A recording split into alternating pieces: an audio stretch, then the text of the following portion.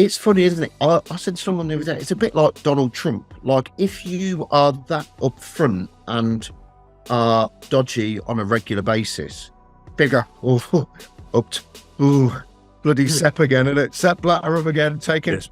I mean, it's almost, it gets brushed under the carpet. As long as you front it, as long as you do, as long as you're dodgy on a regular basis, people go, oh, bloody You're hell. bulletproof, aren't you? Do you know? Yeah, because that's the thing. Because then when getting into politics, when Trump came out, it was like he's saying all these crazy things, but he's going to say something crazy next time as well, or something massive take. Whereas Exactly, if it was Obama, he's polished, never comes off message. If he said one of the things that Trump had said, it'd be like cancelled immediately. Wouldn't it? Mate, consistent. As long as you're consistently good or consistently it doesn't really matter. Well, that's authentic, isn't it? Yeah, exactly. Really privileged today to actually have a guest with me, who's probably, I'll say for him, probably the leading sports tech and business advisor in the UK, but probably working all over the world with companies like Stack Sports, Verso, Propel, various different startup incubators, etc. Andrew Hicks, Hicksy, is joining us today. So thanks a lot for your time, mate. I think we're going to have a good chat for 40 minutes to an hour, really diving into things that we kind of found this year that are interesting. Got a few topics that we'll go through, and then also some takes on 2023 and what we think that looks like. But yeah, welcome to the show, mate. Well, no pressure there. You could have built me. You could have held back a little bit there, mate. Yeah, I know. I should have. Yeah, we haven't. Yeah, we should have finished it and then told everyone how good I was. But no, mate, absolute pleasure. No, absolute pleasure. And, yeah, you know what I was going to do? I'll do a separate pod where I just go through your resume, 25 minutes of all the accomplishments and all the projects you're working. Well, yeah, and all the things I've ballsed up along the way as well, which is just as important, right? Yeah, true. We won't talk about them. So yeah, well, like I said, we kind of gone back and forth, shared some ideas, got some notes down here in terms of companies and deals and stuff like that we want to talk about, and we've got some categories. I was going to do like awards, but I think it's probably, for me anyway, probably a bit disrespectful because I'm not across the whole market. I don't know everything that's going on. And feel like I can't really judge things, but it's just my opinion, your opinion as well in terms of what we like and things to look out for. So first category, starting off, I guess nice and hot, breakout company of 2022. So you've already outdone me because I haven't got one in there. You have. What was you've got Move.ai. So what are they all about? What do they do? And mate, look, yeah, I think, 2022, there's just been so much. I think the speed of travel within the technology space and the sports technology space in the minute is just so fast. Certainly over the last year, and I will go into it a little bit more, but over the next year as well, some of the stuff that's coming to the forefront now, it is really quite spectacular. Move AI, and I won't go into it in a huge amount of detail because you're much better off. Just Google it, Move AI, because even the website, there's a video on their homepage there, which basically explains what they do so much better than I'll be able to articulate it. But it's basically taking general human video footage and turning it into sort of computer games graphics. So this is like taking. Would this remove those? We see it for, I don't know, Lord of the Rings or whatever, where they've got the suits on with the points and all the joints and all that. And that just disappears now with this. So like getting rid of those points and like green screens. Yeah, it is remarkable.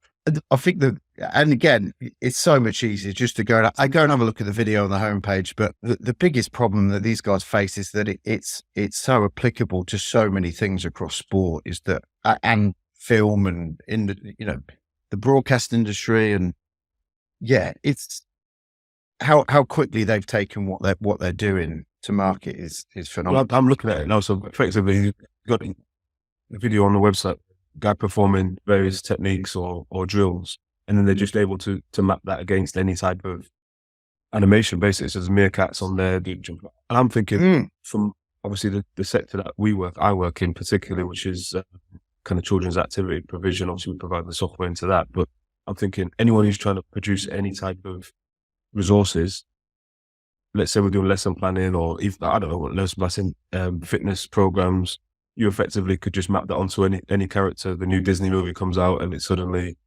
all of the activities are now Buzz Lightyear or whatever it'd be. Yeah, Yeah, and like, and how commercially viable it is to the bottom end of sport at the minute, I don't know, but by the sounds of things, is that it's so applicable and so like there's so many different types of sports that can touch on this, but yeah, I can't articulate it. I can't do it justice. no, That I think, but I it think looks amazing. It's like that thing. We'll probably talk about it or episode, but you've got like it's almost like magic, and when you see it happen, it's just like instant, and then it's the whole chunk of this. I think you call it supply chain, digital supply chain, in terms of all the production and the massive costs that you had before, just wiped out. Right? yeah, and there's a lot of this across sort of, and we'll go into it again. You know, the Unreal Engine, Epic Games, AI, all this is becoming so much more tangible for sport. You know, whereas before this would only be applicable to the big, huge film industry, broadcast industry with big budgets. Now it's being moved into what we would call traditional sports, grassroots sport, and that's hugely exciting, and especially with future generations and those demographics. Like this is what they want to see. It's yeah, Yeah, no, it's I so mean, and you'll know as well. We'll talk about it when we get into kind of the 2023 stuff, which is almost that anyway. But with your experience in kind of, is it with Verso? So like the graphics, like in-game graphics, all those type of things now, yeah. kind of the so like the possibilities. Thanks for plugging Verso there. My employees will be happy. You know, we do not, we haven't managed to sell an ad spot to them. So yeah. Yeah, I mean, and no, again, but, you know, I think in terms of the sport, like you said, I don't know what they're doing now, but they must be looking at it. yeah, I mean, ultimately, what we're the um the gap between, and again, this is why Verso was born, was the gap between what we see our kids doing or what we play on computer games, those kind of graphics, it compared to what traditionally sport considers graphics is a million miles away, right? It's like, you know, what, and it's just bringing it closer together, and the use case for this type of thing is endless. But yeah, it's hugely exciting, and the possibilities are pretty much endless with it. Yeah, I've got, and obviously because we've got time, I've got a lot to get through. So I want to skip on to deal of the year, which is 2022. And for me, and it's probably because of the space I sit in, more so children's activity. Little Kickers franchise, global franchise, recently acquired by Soccer Shots with their new kind of overarching, I guess it's a roll up that they're doing, overarching stronger youth brands company. Yeah, just want to know, obviously, for our listeners generally in that space, really, really exciting for Chris Dean and the team there for reaching that exit. And I'm sure, I don't have any insight in terms of figures or anything like that, so I can't quote like the deal and deal size, but you're seeing more of that in terms of consolidation, whether this is on the top end in terms of really successful business, but and we'll get into kind of next year and what we think the kind of current climate looks like, but there might be more of that in terms of rolling things up in space. Yeah, and the thing is that internationally as well, it's really interesting. I think if you look at the top end of sport internationally, the only rights that really truly are global is probably the World Cup, the Olympic Games, and Formula One. And obviously your entry point into them is, you know, millions and millions and millions, and if not billions. But actually, you know, Little Kickers, I think you know more about this than me, but I think their international presence, like, it's not, you know, it's not particularly common where someone has such a wide presence across the globe. So yeah, I wasn't. Yeah, exactly. I think probably, and we don't know the numbers, but it's probably going to turn out to be a kind of a positive deal both sides in terms of. I think we'll talk about distribution, but I think opening all those markets, we spoke about it before in terms of the untapped markets in South Asia or whatever, like China, all those areas where you think there's people are in there and they're doing a good job and they're growing. But then when you look at the actual size of the market, it's just scratching the surface. Right? Yeah, I mean, I'm very bullish. You know, I think certainly from a UK and Europe perspective, we always look at China, which from a technology point of view has, there's lots of barriers there. But then we always look at the US. You know what? There's plenty of other markets. I've done work in India, and that's a fascinating market for me. I think South America, another fascinating market. So yeah, I think not always looking at the most obvious points of expansion is interesting. But I think that's a great opportunity. I mean, my point, and again, basketball is but my second sport love, if you like. And for me, basketball, I always look at UK basketball with a huge amount of frustration. That's like sleeping giant type thing. Oh, mate, there is just so many. It's cool, right? I mean, I shouldn't be the one advocating on what is cool or not, but basketball is cool. Participation levels, maybe not a national governing body standard, but grassroots participation has always been up there. You always see all these different figures about how it's one of the most participated sports. Incredibly underfunded. 777 Partners, which is I think it's an American PE company. I'm sure they've bought minority stakes in a number of different sports property. I think they've paid £7 million for 45% of the British Basketball League. Now, it just seems like an absolute bargain. Yeah, someone's had their pocket picked a little bit. And again, maybe not. Again, it's a bargain based on what it could be. So maybe at this moment in time, it's not a bargain. Maybe that is the true valuation of it. But I just think, like, it's cool, the correlations between basketball and music. And, if you look at the next generation, those demographics, it's, the 3-on-3 stuff. I don't know. It's the production as well, isn't it? I think. Because we're going to talk about like recommendations, like media recommendation stuff. I had down the documentary, like Netflix documentary, the And One. I don't know if you've seen that And One documentary. No, I haven't. That is pure. That was all bootstrap, but it's purely what you're saying. It's like where culture, music, sport all meets together. They did it all off the back before the internet was there, and that was huge and just like flamed out. But I think, you're right. I think in terms of when you look at all the leagues now, and obviously the value of them, if you could have got in on any league early, obviously football's difficult. Anything else, if you can get in early and be in a franchise. And I think they've just appointed a new CEO and an American guy. I think there was some. I'm not sure entirely what his background was, but they've also invested in the London franchise, who are now involved in. I do some work very loosely in the EuroLeague basketball, which is an absolute monster. I think, don't quote me on this, but there's a vast majority of European country has basketball within their top 3 or 4 sports.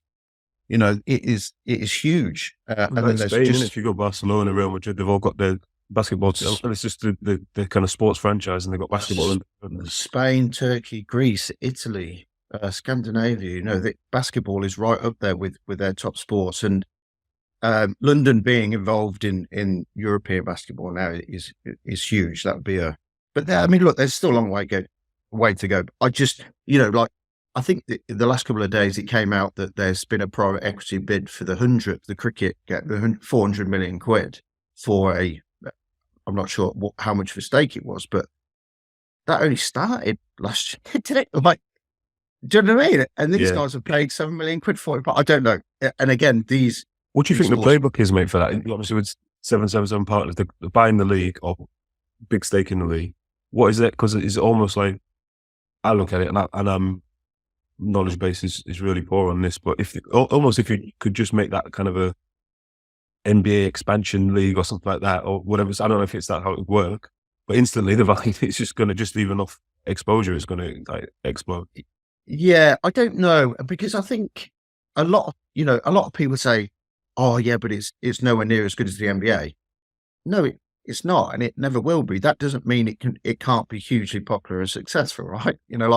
Major League Soccer isn't as good as the Premier League, but it's still turning into its own beast. It doesn't have to be the best in the world to be successful. But I don't know. I don't know what their plans are. I would just love to see it professionalized, more rolled out. I guess now's the time if you're looking to put a bid together for a team.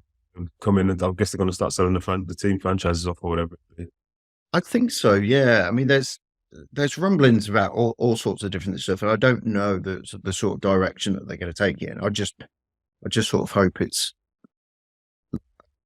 I just think it's so exciting. I think there's just so much opportunity there with it. Yeah, I agree. I think from my perspective, obviously, my track and field is my background first love as a sport and stuff. And I always think that's exactly the same thing, Sleeping Giant, and the world we live in terms of TikTok, Instagram Reels, everything's small pieces of content packaged nicely. Basketball and is ideal for that, right? You've got short stunts, whatever it be.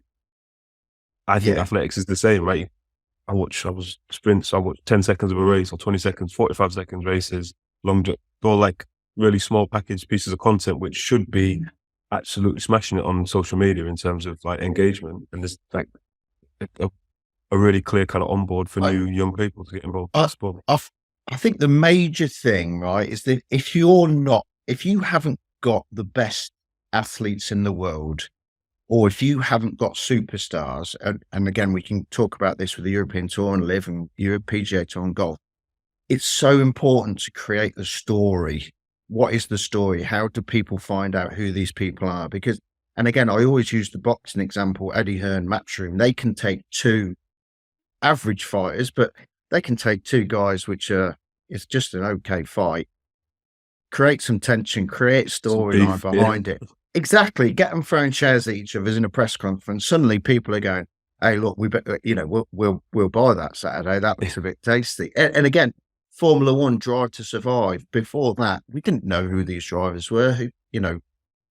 If you get to know the personality, and I think it's part of the rights holders to help them create that story. How does the fan then understand what's that person? And golf is a perfect example. And we could do 3 days on this, and that if people don't know who the leaderboard is, how long are they going to be engaged with it?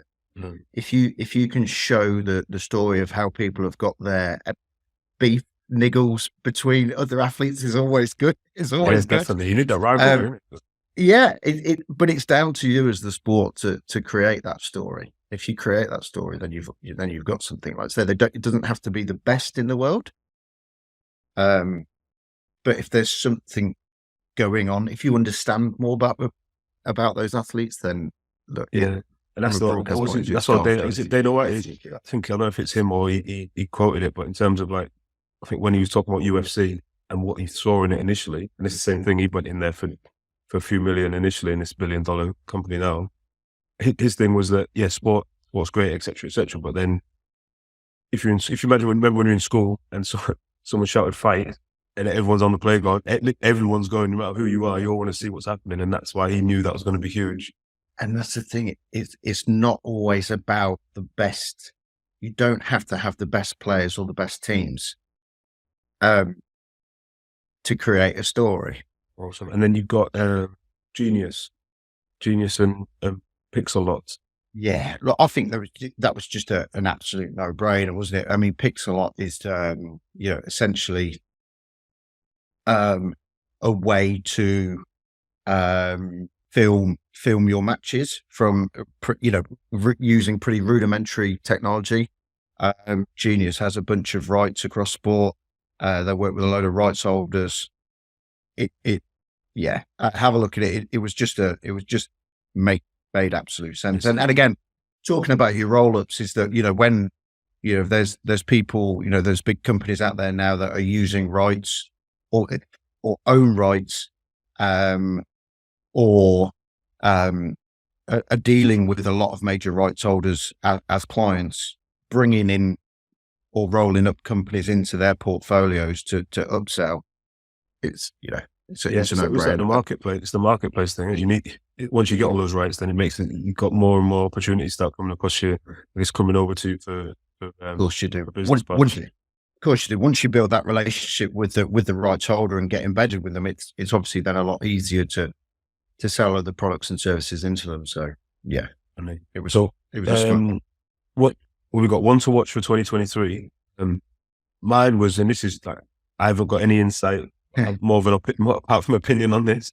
So we've got Manchester United and Liverpool sales of the clubs now, both going up for sale recently. Guess they should close next year at some point. I've been on to a few of my mates who are Newcastle United fans. So I don't know if you saw the story about the Saudi investment fund disposing of Newcastle so they can buy Man United. I think they had an offer in prior to closing that Newcastle deal. I don't know if it would happen. I think it might be just Newcastle fans might think that's just their luck, but I think it's maybe been debunked already. I'm not sure, but I'm curious what you think on them size of deals and what. Well, the thing is that I think what is interesting is why do you think they're up for sale? I think they're well, in terms of the Glazers, I was going to say they're cashing in, but from what I know or what's out there is that they've been kind of cashing in since they bought the club, right? They're not really their money that went in, and they're taking out the dividends every. Well, the thing is, like, if this wasn't sport, and the Glazers bought, I don't know, a chain of sweet shops, and they bought it in the same way, but you go, bloody hell, that's smart. That's just the way they do it. Smart way to do it. Yeah, like that. Oh, that's good business. But because it's sport, because there's an emotional attachment, because there's fans, it's like, you can't do that with a football club, can you? You can't leverage debt and then pull out profits. But interestingly, I think what we get mixed up in is that, and again, there's a lot of people out there which will be much more informed on this than I am, but I think sometimes when we see a club going up for sale, it's because that's almost seen as a negative. That's almost seen as, oh, bloody hell, they're in trouble, or I think they're trying to sell at the top. I was going to say that. Do you think it's the top? Because really, this is when we start looking at, like you said, talk about rights holders, but the TV deals, when I guess, and it's going to be inevitable when it kind of goes to the kind of fans, whatever you call it, Amazon, Apple, Facebook, Meta, whatever. I'm thinking to myself, there's only a matter of time when they just think, all right, let's pull the plug and pull the trigger and go in and start getting more and more of these bigger rights. They're trying it now with kind of MLS and baseball and tennis and all. Well, I think what is going to be interesting is there's going to be a fragmentation, whereas historically there'd be one broadcaster that picks up the majority of the rights, and you get a big bag of money at the start or the end of the year, and everyone's. I think what's going to happen is that those rights are going to be picked up in a lot of different territories by a lot of different people, and there's going to be. It might equate to the same amount of money, but it's going to be coming from a lot of different places, whereas before it was a lot easier, right? I think and again, I'm not an expert, but what I would say is that I think we're probably coming to an end of this type of valuation. What Chelsea? What was Chelsea? And this is, I can Google it now, but I think Chelsea was 3 billion, was it? Yeah, well, So yeah, I mean, that was more than that. Yeah, that was a slightly distressed sale. Because of the Abramovich situation. But yeah, I mean, we look at it like when you look at these valuations, they're just quite often to traditional business that don't make sense. But Man United and Liverpool, are they 4 billion quid? Are they going up for? Is that the rumors? I think it was Man United. They're talking about 6, I think. But yeah, I mean, in terms of the opportunity for someone, I mean, it's probably written within the Premier League they can't do it, but you think about it, if you were Man United or those the top 6 that tried to break away, and maybe not for the Premier League clubs, but the other ones in Europe that tried to break away, that was all about generating revenue for themselves, wasn't it? So if they suddenly said, right, we're going to make our own streaming app, and you get all your Man United, just sign up with us directly and cut out the broadcasters. Maybe that's another play they might look at. Well, I think from that would be from a Premier League point of view, and this sort of direct to consumer Premier League has been going on for a long time. Sure, we could make more money if we went direct to consumer. Now, that's a lot easier said than done. You've got to essentially, yes, you've got to create an OTT platform. You've got to create, you've almost got to create yourself as a broadcast company, which is not, it's not something you can ever do. Actually, well, if we get 20 quid off Sky, but we could make 30 quid if we did it ourselves, is that extra tenner worth it? So, but no, I think what will be fascinating is that who are the leaders to buy those clubs, because recently we're looking at American high net worths or private equity or even hedge funds or whatever, or governments now, right? or is it essentially oil money? Yeah. I think there was did I hear some I'm not sure if it was a fund related to the Kuwaiti government interested in money. Like, look, you're gonna get there's gonna be loads of these. Yeah. I'm sure Sir Jim Radcliffe will be linked to one of them. I think Apple was linked to one of them. Apple's money. Yeah, now that would be game changer. Right? Fascinating. That would be absolutely fascinating. Because there's this notion that actually with 1 billion fans, you should be worth a lot more than 6 billion. Yeah, true. Yeah, I guess I don't know what the average spend per fan is, but it's probably not. Well, the thing is, that's the point. But I think the biggest misnomer with that is, what is a fan? Like, because I'd probably follow Man United on Instagram, Facebook, and Twitter, but I'm certainly not a fan, and I certainly won't spend money on them. So yes, it's not as simple as that. But sports rights holders, certainly tier 1 sports rights holders, and their ability to monetize their fans has always been, certainly when you look at how much American rights and franchises are. Yeah. These are still seen as bargains by Americans. They go, "Oh, that's reasonable. We'll have a bit of that." Yeah. Jeez. But like you talk about oil money there. Like that's we haven't seen it hugely yet, even though the performance on the pitch is good. But like with Newcastle, that's when that plays out. That's going to change the landscape as well. And then with Live, like same what they do with Live Golf. And I'm obviously I'm really interested for your take. We've been like, that's your sport. You're in there. You kind of know it inside out. How was that taken? I'm looking from the outside. I'm like, oh, it's a bit of a bold move, to come in and just bankroll it all and try and pinch all the top talent, etc. But what do you think? Is it good for the sport, or what's your take on Live and Euro Tour or PGA? Well, the thing is, I'm a middle-aged white traditionalist when it comes to golf, right? So I grown up with. Be careful saying that, mate. You might say them. There's you believe in women playing golf, they're allowed to join the clubs and stuff like that. Oh, but yeah. Well, let's not even get into that. I mean, that's just Jesus Christ.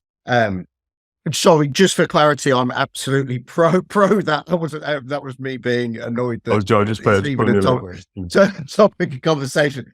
But so I still like 18 holes a day, 4-day tournament, Masters, tradition, like that's it.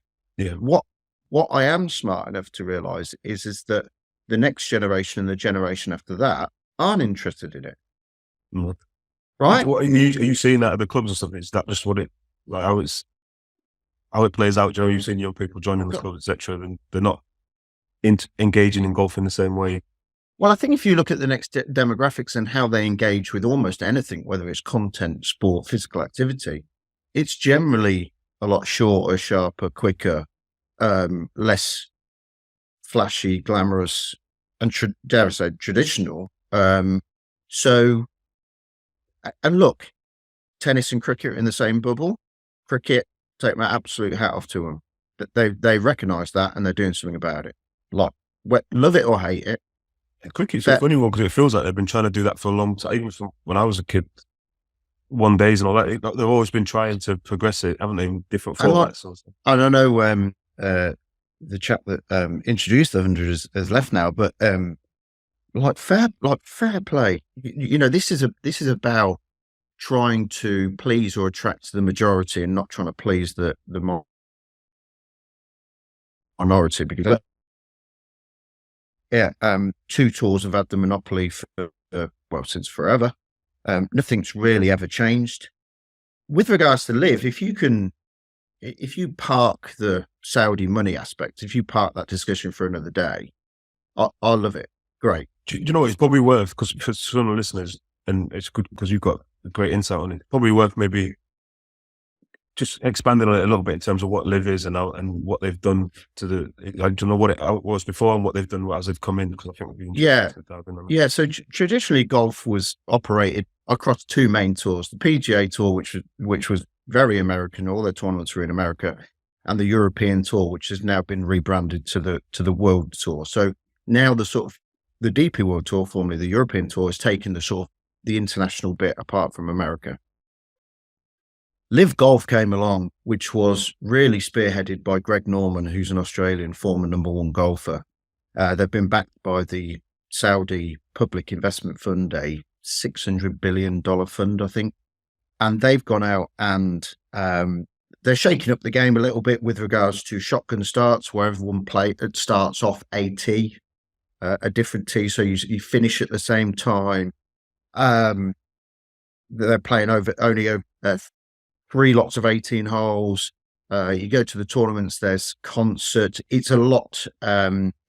It's more in your face. Like a festival. Yes, yeah, absolutely. There's it's all more of a festival with golf happening. And they've gone out and they've guaranteed money to some of the world's top players. I just brought up their roster, to be fair. I was saying, like, I'm an armchair golf fan, terrible player. I'll drive at all, but can use irons a little bit. But I'm looking at their roster and it's all kind of names that I would know. Do you know, the only ones I can't see, maybe McIlroy, Tiger Woods. The others, Mickelson, Dustin Johnson, Sergio Garcia. Feels like, to me, if I glanced at it, I'm like, oh yeah, that's probably the tour, right? Yeah. Have they taken a majority of the tour then, do you think? No, I think if you know your golf, there's a half a dozen there, and there's only 50 of them. There's half a dozen there that are, dare I say it, legends, but are probably past their best. Right. Lee Westwood, Graham McDowell, Ian Poulter, Sergio Garcia, absolute legends of European golf, but probably coming to their, and I think they would probably admit it. I think the real notable ones were Cam Smith, who's an Australian who won the British Open last year, which was a big scout. Dustin Johnson, who's one of the top Americans, and then you've got Bryson DeChambeau, who's a sort of polarizing American. I know him from social media clips. Bodybuilding guy. Brooks Koepka. They've certainly taken stronger Americans than they have Europeans. So, but it's mixed things up, right? It's put the cat amongst the pigeons. They're going to have to. The talk is that they were trying to talk to the PGA Tour and the European Tour really before it all kicked off to try and do some sort of partnership, but until it became real, I don't think the other tours really wanted to know. Where it goes from here, who knows, mate? Yeah. Who knows? I mean, I'm absolutely fascinated to see how it plays out next year. This year was their first sort of trial year.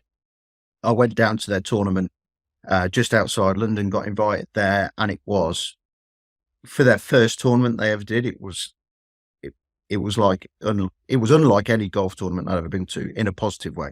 There was a DJ, big screens, dancers, concert after the tournament. It was alive. It was. Yeah, you're right. I mean, it's just the packaging is kind of like just that shotgun start you explained there. To me, I'm like, all right, because that's probably the bit, unless it's super nail biting, and it's down to the last hole.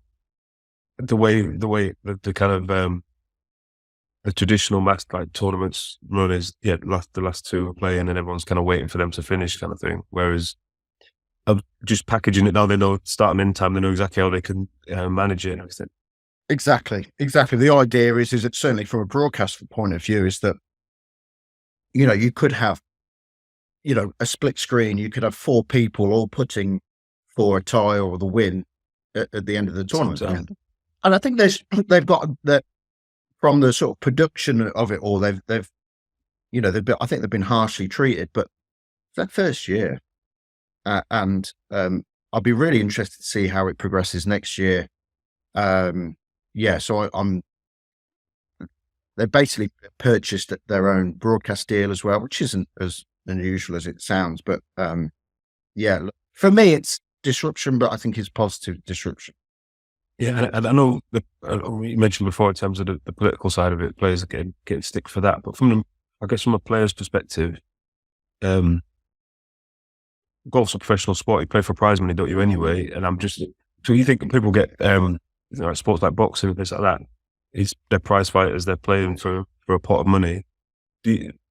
How's that gone down with I guess with fans in terms of players moving for the paycheck or whatever it is? I think they're going to earn decent money. As a golfer, you earn good money anyway. Well, I didn't, mate.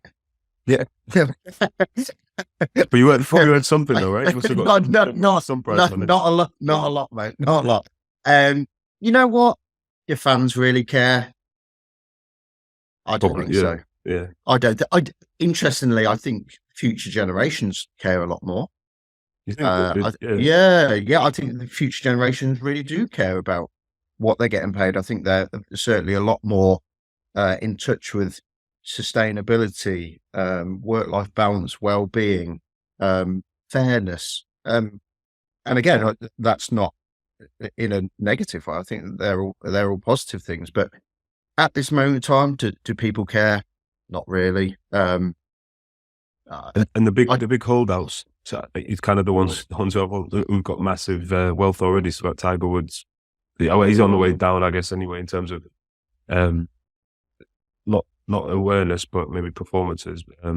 Rory McIlroy is the big one, I guess, is the one that they haven't been able to. Yeah, I mean, those guys are all still making, considerable amount of money. Right.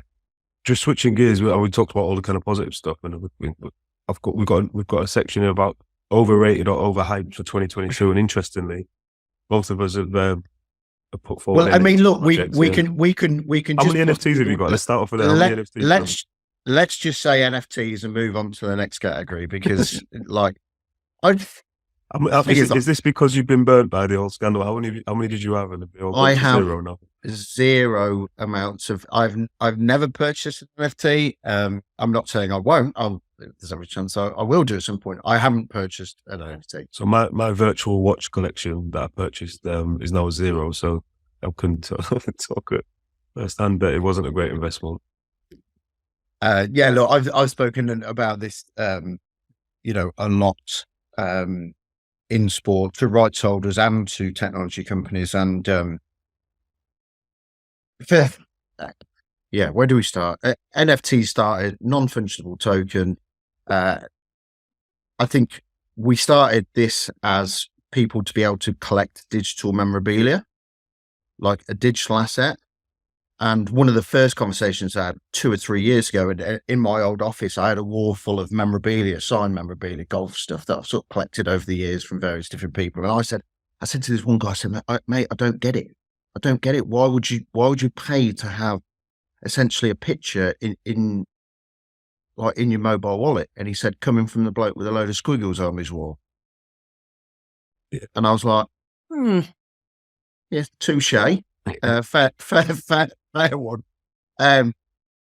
However, NFTs, I'm not saying it's going to be parked. There's still a lot of deals being done. But yeah, I really don't. I've got this project of it. I don't know if you come across it before, but Autograph. Have you heard of this one? This is it's exactly what we're talking about. So it's autograph.io if anyone wants to check it out. So this is I think it's a platform in terms of, and they've got, let's say, big partners. I think let me just bring up. I want to say Tom Brady. I won't say that about it. So he's obviously involved in the was involved in the FTX. Yeah. Well, there's not much he's not involved in, I don't think. Yeah. I mean, this is the kind of the I guess it's the platform. Massive names: Tom Brady, Simone Biles, Tiger Woods, Derek Jeter. For them, I guess they're doing partnership deals where they're launching NFTs or NFT collections of, looks like majority like trading cards, things like that. I'm with you. I think when you see the kind of underlying technology, my mind didn't really doesn't go straight to memorabilia, but it does go to things like we've got an NFT that's got some type of functionality like ticketing and all that stuff. And the kind of the thesis or the use case I've seen or heard about was that in the future, like me or you, we'd collect our match day programs and our ticket stubs. I was there at that game kind of thing. Whereas you'll have this digital wallet that anyone can see. You can show it off and say, look, I went to all these events. There's my World Cup ticket, my Olympics, whatever it is. I thought that kind of made sense to me. And then the added value of I own this NFT, so I can get these rewards, or like the loyalty scheme with the club. But I don't know. For me, it's either too soon or a bit like what do you call it? 3D TVs, right? This is the thing, and then it's not. So I was talking about this the other day, and so I split NFTs up into two parts: the digital memorabilia bit, where you buy an image or a short video of your favorite star, and you hold that, and that's fine. Or you have an NFT which has, if I had £1 for every time this word was used, I'd be a rich man. Utility behind the NFT. How can you use the blockchain technology that sits behind the NFT to engage more with your NFT community or your NFT fan base? So they're two different things there. NFT for selling digital art for me for sport is a bit of a non-starter, because what you've got is, you've got this potential PR disaster where some kid spends his life savings on a Jurgen Klopp celebration short form, click it as an NFT on the basis that is going to go up in value. Now, there's absolutely nothing in this world to say that is going to go up in value unless a bunch of other people want it. It's just too flimsy. And like I say, you've got a potential PR disaster on your hands there, and there's already been a few. An NFT, which could be essentially be used as a membership type card with functionalities behind it, absolutely. But for the majority of sports, we're still, I don't think we're still there. And it's a long play, right? This isn't a sell an NFT and you create this community overnight. This is a 5, 10, 20-year play. And look, the vast majority of commercial directors at Tier 1 sports aren't interested in 5, 10, 20 years. They've got a job to do this year. And again, got to deliver this quarter's earnings. So again, there's been a lot of talk about associating your sport with these companies as well. And FTX, I mean, for those of you who don't know, FTX was, a cryptocurrency trading platform that has recently gone under. And if you have a look at it, the CEO was a fuzzy-haired 30-year-old kid with about, they had between 5 and 15 billion quid under management, or something. Probably, I think it might be more than that. Obviously, I'm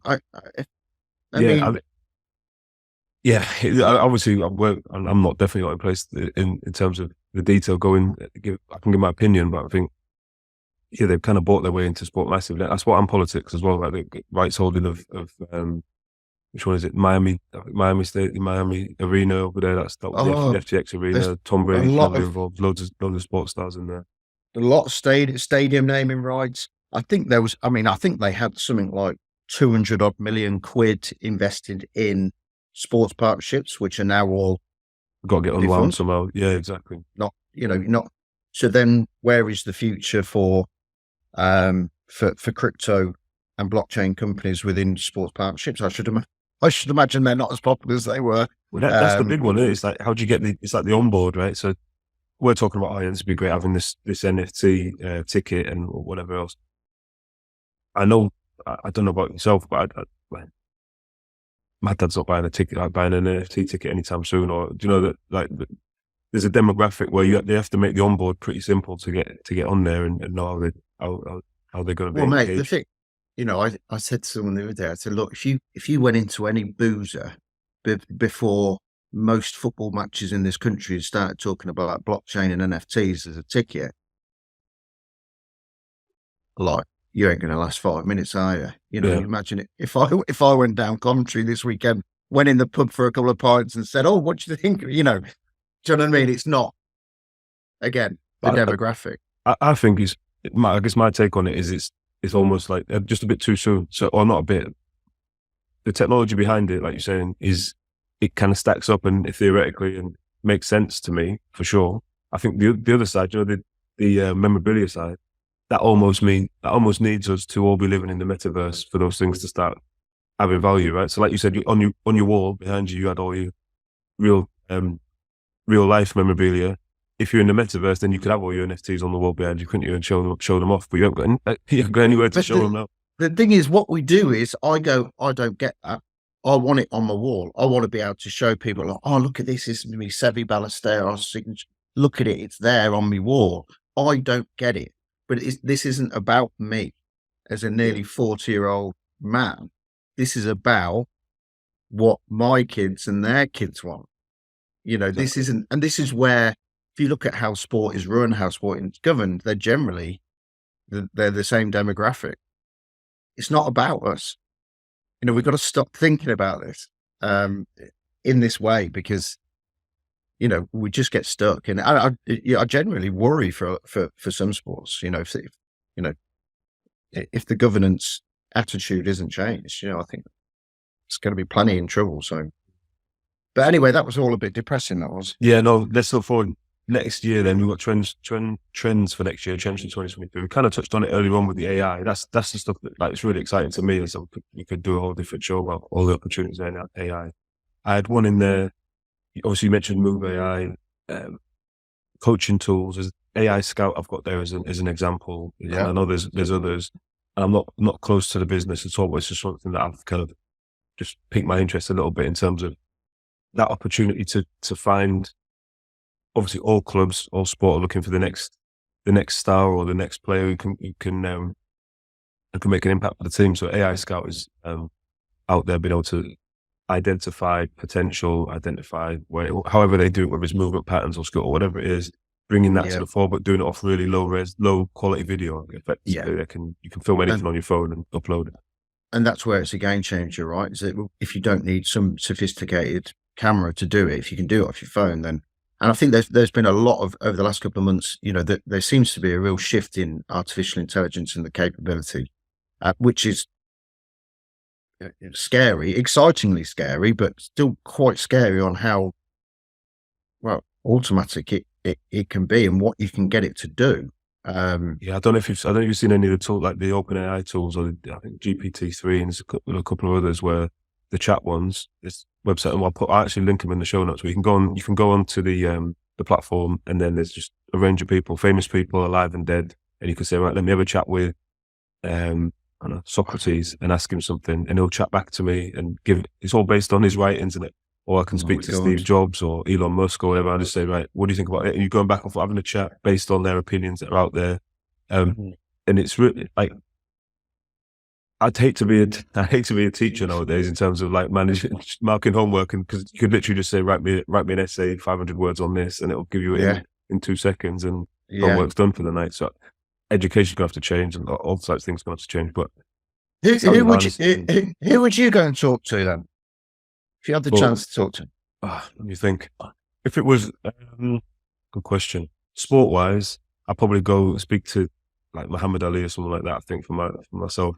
Yeah, politically, you got like, I don't know, Nelson Mandela, all those type of people where if you could bring them up. It's almost like Superman from when I was a kid. He goes back and talks to his dad whenever he's got an issue. Comes up there and asks him something. But I think that one, and probably anyone who's been there and done it before. But yeah, it's a good question. What about you? Who would you chat to? Well, Sevi Ballesteros, who's a Spanish golfer, was always my hero.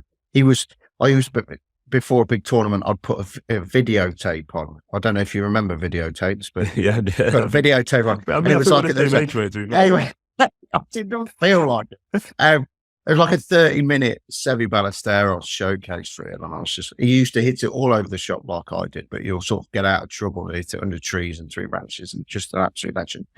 I'd have to go back and speak to him, I think.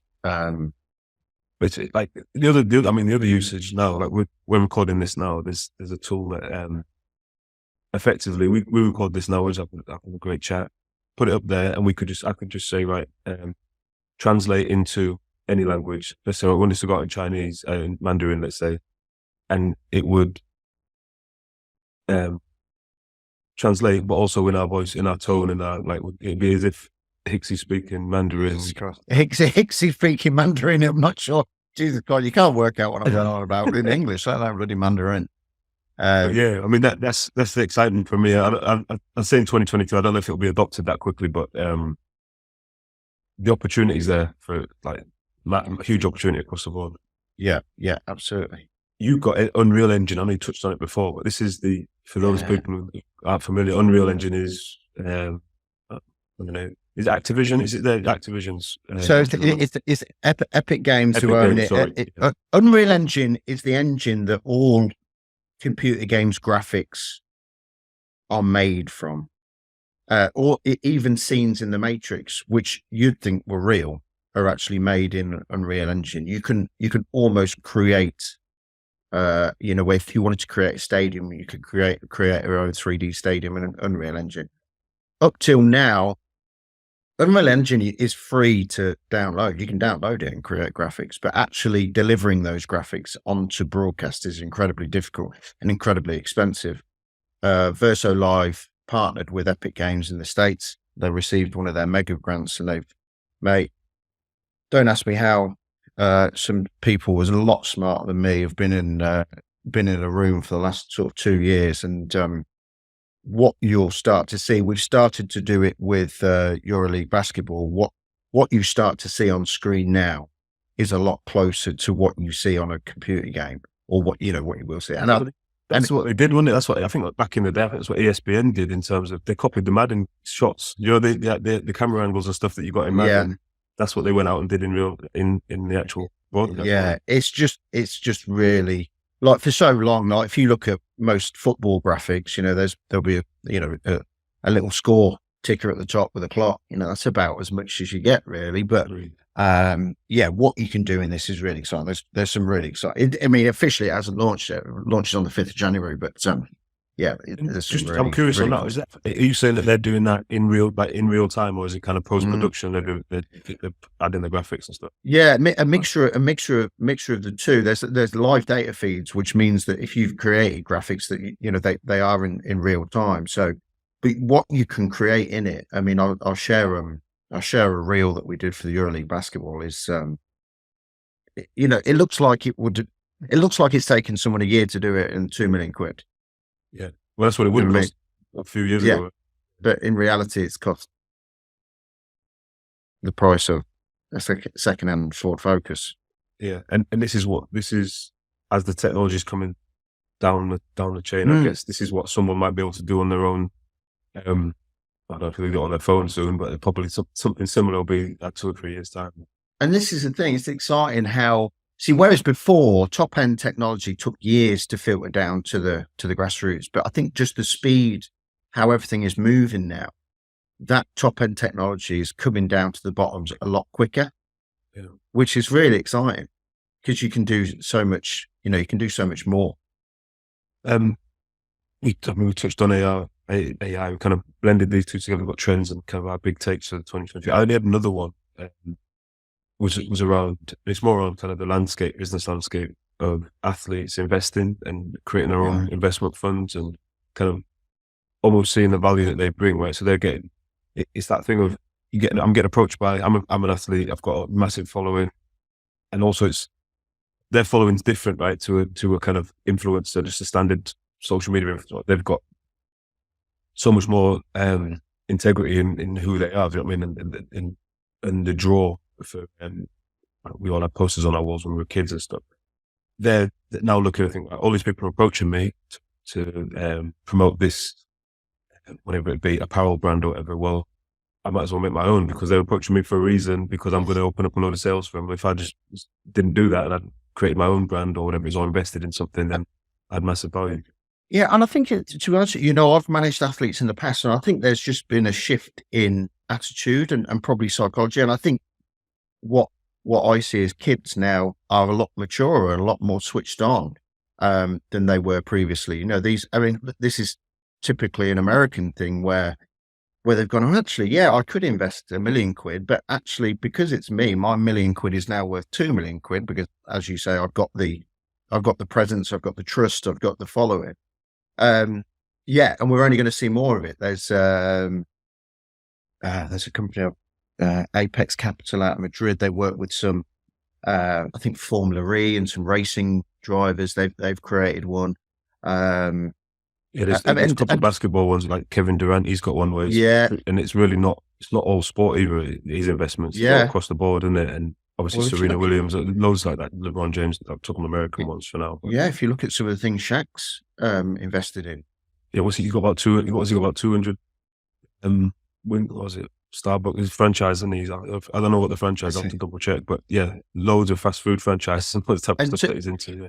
And to be fair, Andy Murray's been doing it for years. I can't remember which brother it is. I think Andy Murray's with is he involved in Cedars, isn't he? Like the crowdfunding. Yeah, and also the triathletes, so the Brownlee brothers. I think that maybe one's more active than the other one, but they're if you got a triathlon product or a running, swimming, or cycling product, then who else would you want as an investor? Yeah. Exactly. And look, the thing is a lot of people have had these silent investors that have brought money with them, but maybe not experience or expertise in that particular field. These guys bring cash, experience, expertise, and networks. So, they're realizing. No, exactly. I think it's going to hit like those days of being able to, I guess, win over an athlete. You'll know, like I said, when you've been managing them with just some kit. So Nike could come in and say, "I'll give you free kit." Oh yeah, well, it's Nike. I don't want. It's what I want to wear. You got free Jordans or free clothing, etc. Then they've got them for 2 years without having to give any cash over, massively undervaluing them. So just moving on a little bit. Talk 2023. Got macro predictions of the landscape, and this is maybe a little bit more depressing stuff, but. You got down cost of living crisis. I think it's one you can't really avoid, right? In terms of, mate, I just went really obvious there. Until I didn't. I'm with you though. I think I was both because I've got recruitment landscape, and I don't know. When I was young, and I used to think of recession. To me, recession was unemployment was sky high. No one can get a job. Everything's doom and gloom, and yet now it feels like. We've got the cost of living, we've got recession, but then we've got massive recruitment gap, like loads of positions available for people are trying to hire staff and employees, but they just can't get the staff. And it might just be my sector, but yeah, that's what I'm seeing. No, look, I think recruitment certainly in technical or sales / commercial positions is really difficult. It's really tough. I think on the technical side, it's just because there's so much demand for them that the skill sets aren't out there. And I think from a commercial sales point of view, I don't think it's particularly cool anymore. People coming out of, who wants to go in as a salesman? It's not. It's. I don't think it's particularly attractive to a lot of people. I think it's across the board as well. Because I speak to other business owners that I know, and they're totally different sectors. A lot of our customers are coordinate sport. Our partners, they'll have majority will have open positions for sports coaches and sports development positions. They're just open and they can't fill them. I don't know whether it's because there's obviously their roles not entry level, but younger roles. Whether they just look at they've got more opportunities or more options, if you know what I mean. So it's like could go and take that job, or I could create my own thing online, or do any of these things. It's a difficult one to kind of understand. I think if anyone knows the answer, it'd be good to share it. But yeah, well, look, I mean, maybe look. Let's think positive. Maybe it won't be as bad as we all think. Yeah, let's leave it there then. We don't touch on that too long, all right? That's all I got, mate. That's all I've got. Yeah, no, I'm not going to pretend to be an economist and know what's happening with interest rates and inflation and whatnot. But yeah, I'm with you as well. I think what I'm seeing in our market, in our industry, is that the demand's not gone away at all for activity, physical activity, etc. And like for example, sport, the demand's always there. It's probably the last thing to go. I think it's also it probably never will because it's people's outlet, right, for in stressful times, etc. So I think that demand's always going to be there. It's just the challenges around how we support the people who are in the industry and with rising costs and stuff. Yeah, absolutely. So before we started, I was singing the praises of a tool. It's let me down a little bit today, but I still want to talk about it. So we're looking at like tools that we use, so like favorite tool, and this is not necessarily like a core app or any big piece of software or anything, but just tools that we use in our day to day like working life, you've got down Calendly, a massive fan of Calendly as well. I use that as well. But yeah, where did you pick up? Well, no, the thing is, because I work across a number of different businesses, like I've got like 4 Gmail accounts, 2 Hotmail accounts. I've got this over here, I've got that over there. And it was just getting anything booked in. And you know what it's like? Certainly during COVID, it was like, what time can you do next week? Well, bloody hell, 5 days next week. Like, shall I just send you a whole list of different, different times and days that I can do? Send the calendar link, and it basically gives people the option to book in their time with you. So it's been an absolute lifesaver for me. Shall we book a call in? Yeah, there's my calendar link. Book it in.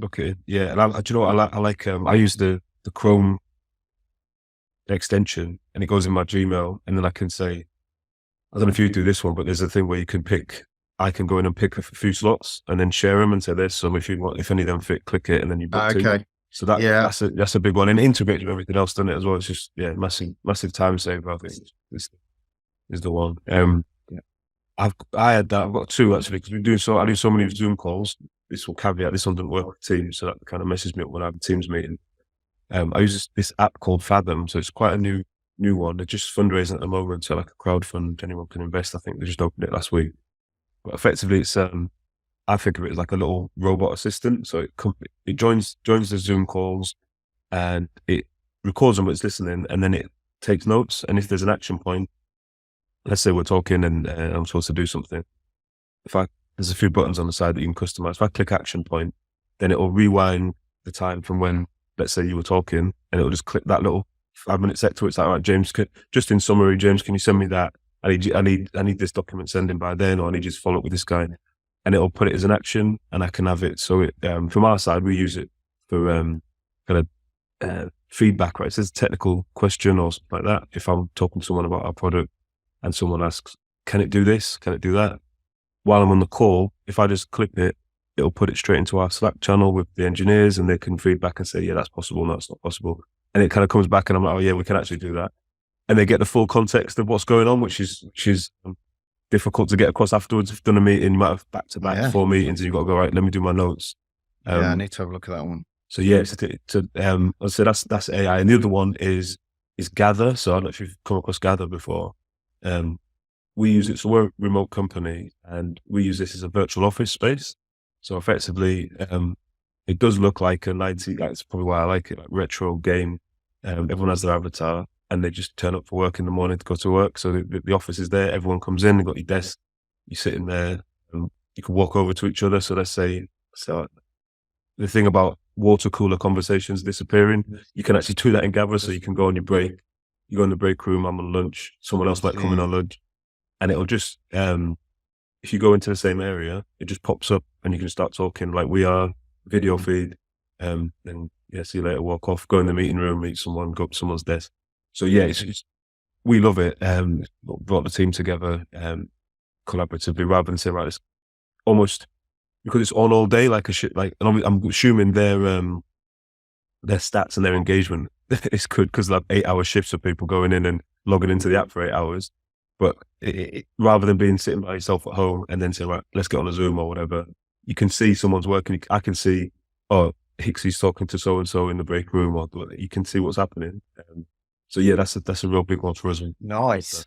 Yeah. And look, that's it, really interesting, because look, I think what a lot of companies have, and a lot of people and with certain personalities have really struggled with remote working. It's not having human interaction, connection.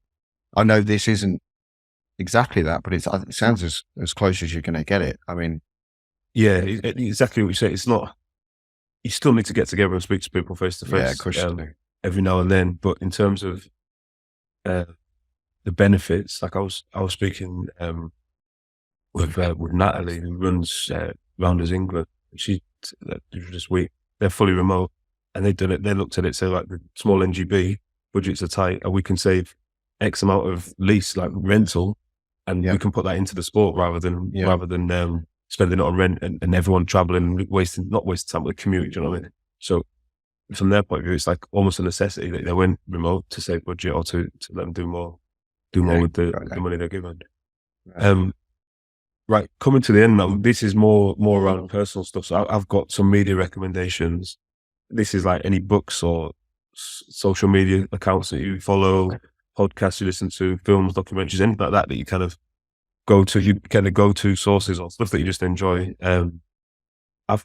The one I put on there, I don't know if do you know Overtime? Have you heard of that? Overtime. Yeah. Yeah.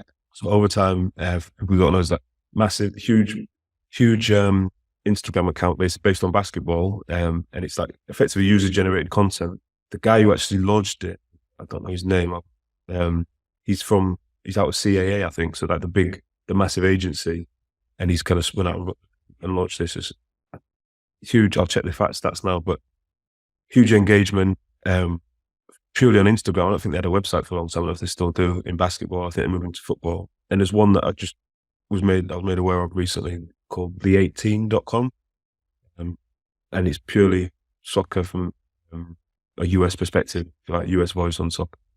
And they're doing like huge monthly visitors.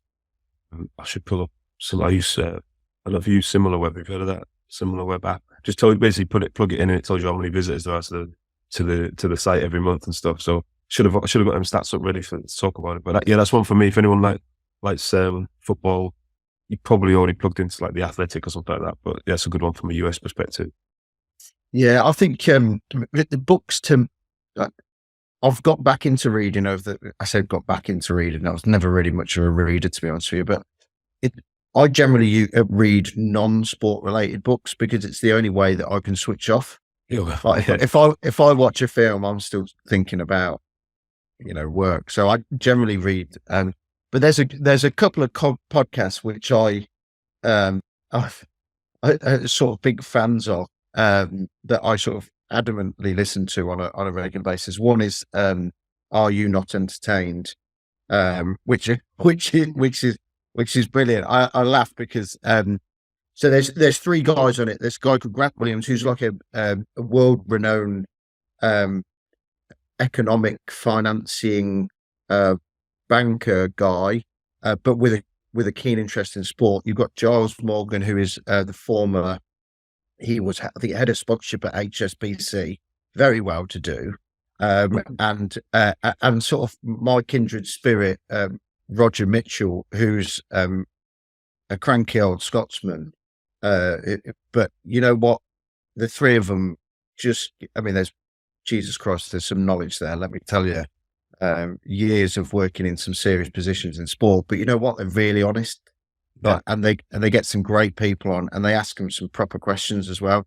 I think getting these people on podcasts and just asking them really easy questions and where we already know the answer to, it's just like a bit of a waste of everyone's time. But just a fountain of knowledge. The three of them are. And the other one is Richard Gillis, Unofficial Partner, which they cover a whole host of different sports business stuff, from sort of the broadcast OTT stuff to finance and national governing bodies too. So I know but there's a lot out there, even specifically around sports technology, which are a great source of information. So nice. And what about so I know you've got down in the Netflix FIFA documentary. How do you find that? Well, you got to watch that. Yeah. Was anyone surprised? I doubt it. But oh my God, it's great. They did a great job in kind of showing you how it developed, or where it came from, and how it's got to where it is now. It's funny, isn't it? I said to someone the other day, it's a bit like Donald Trump. Like, if you are that upfront and are dodgy on a regular basis, bigger, bloody Sepp again, and it's Sepp Blatter up again, taking. Yes. It's almost, it gets brushed under the carpet. As long as you front it, as long as you do, as long as you're dodgy on a regular basis, people go, "Oh, bloody hell!" Bulletproof, right? Do you know? Yeah, because that's the thing. Because then when it's a policy. When Trump came out, it was like, he's saying all these crazy things, but he's going to say something crazy next time as well, or something massive take. Whereas exactly, if it was Obama, he's polished, never comes off message. If he said one of the things that Trump had said, it'd be like cancelled immediately. Mate, consistent. As long as you're consistently good or consistently, it doesn't really matter. Well, that's authentic, isn't it? Yeah, exactly. And it's like, oh God, yeah, bloody hell, Sepp Blatter again. Those lot, yeah. And I mean, it's yeah. I mean, He's the only one who I'll got go. away without any jail time, right? I know. I mean, the thing That was is, a bit strange, wasn't it? Giving him like because he's got his platform, and he's on the show. He's kind of explaining himself versus. I mean, he looked old on it, didn't he? Yeah, he Jesus did. Christ, Yeah, he looked frail. But you know what? My God, he's got some front, hasn't he? yeah. He don't give a shit. He didn't care. Yeah, come and interview me. That's how it works. Like, unbelievable, mate. Unbelievable. And after Infantino at the World Cup, I mean, where Do you know what? Obviously, they're strategic. They're obviously going to release that documentary just before the World Cup, aren't they? But I don't know. The Russian one's probably not so worse than the Qatar one, but in terms of Russia having the World Cup, and then now we're looking at what's going on, and it's almost like you can compare it to what do you call it, the Berlin Olympics, right? 3 years later, then he starts the war. Same But thing. the thing is, once you made the decisions, it doesn't really matter what comes out. You've still got to go ahead with it. Yeah, true. Do you know what I mean? It's you're too far. You're too once you've gone, yeah, you're having it in your UN. You've got nowhere to go. You've got to see it through. You got to back it as well. What do you think about that Budweiser sponsorship? Do you think that was the alcohol ban? Do you think that was already? They knew that was going to happen, like 8 years ago, or whatever, and they just thought, "Oh, we'll do it on the last day before we'll ban it." But what? I mean, just why create even more negative press? It's like I don't know. I just made the whole thing. I mean, I think football's been great. I've loved it. Yeah, it was the penalty shootout the other night. Was it Morocco, Spain? was it? Yeah, was it Spain? Oh, unbelievable! Yeah. I've loved it, but my God, I mean, behind the scenes, I don't know. I mean, even Sepp Blatter in that documentary said, "Yeah, we shouldn't have given it Qatar." No, it's like, how can you sit there and say it? Like everyone's out in Qatar now. Yeah. You're going, yeah, they shouldn't have got Probably it. Not. Should they? Not I don't, mate. Where FIFA goes from here after Infantino claiming to be that was a real strange one, wasn't it? That gay and disabled. I mean, I couldn't even watch it. I was horrified. I was absolutely. Yeah. I was just thinking, how can you be so out of touch? It's a bubble, isn't it? I don't know who's written his speech for him, but he needs to. This is it. Needs to send shit somewhere, don't they? I mean, the problem is that is he surrounded by people who's going to read that and go, "Don't think you should read that, mate." Yeah, I don't think so. And the thing is like what they're saying in the documentary, how close they are with politicians. Like they're almost like kingmakers out there, in terms of like you see them at every tournament. They sat next to whoever it is, Putin or the king. They are. But they are just so powerful. They so powerful, so connected, so untouchable. You know, but I don't know where it goes now. I don't know. I just see some of these.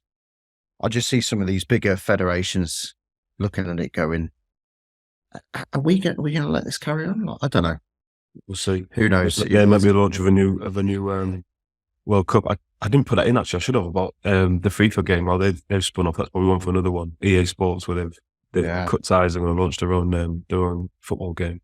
I only had two others on there. I know you've got one more. Mine was the Redeem Team documentary, the Olympic basketball dream team where they that was a really good one for me. I thought that was done well. And then I think it's called Hustle, the show.